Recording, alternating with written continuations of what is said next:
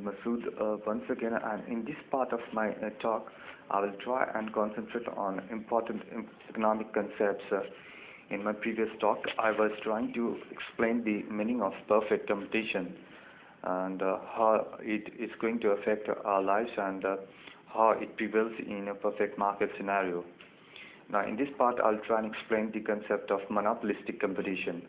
What is monopoly? In a very literal term, it means monopoly is basically the prevalence and pervasiveness of one particular unit or one particular group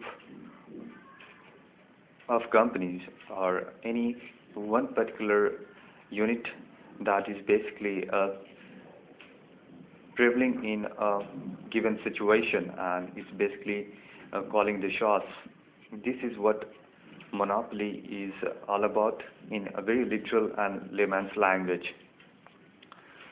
As far as monopolistic competition in a market scenario is concerned, it's basically the prevalence of a few producer of goods of literally the same quantity and quality, and there are large number of buyers of that particular quantity of good and that particular quality of good. It's basically the production of literally the same quality of goods or differentiated goods by a small number of producers, and there are large number of buyers of that good in a given set of price. Now, the first and foremost feature of this sort of competition is that there are few producers and large number of buyers. There are very few producers of a given set of good of top class quality of goods in a particular zone, and there are lots of purchasers of that particular good. And this, in fact, is a perfect condition where monopolistic competition prevails. And apart from this, there is this feature of differentiated product. The product is basically of literally the same quality, but not quite the same. It's pretty different. There is minor difference between the quality of the product, and that's the reason why the consumers are basically getting attracted towards that product. Consumers always make sure that they pay any sort of price to buy that product, no matter what the market situation is, and no matter what the price of that product is.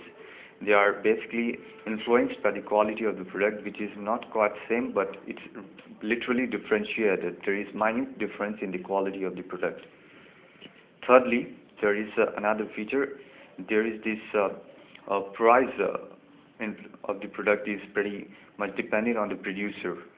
Now, the producer has this monopoly of fixing the price of the product, and that, in fact, it's not going to hamper or really not going to influence the demand of that product. In fact, it's going to increase at times the demand of the product. It's not going to change the mindset of the consumers, and that since the price is pretty high or pretty low, they are not going to buy it. In fact, even if the price gets increased by the producer, the consumers are going to buy it because there is this monopoly situation prevailing, and there is this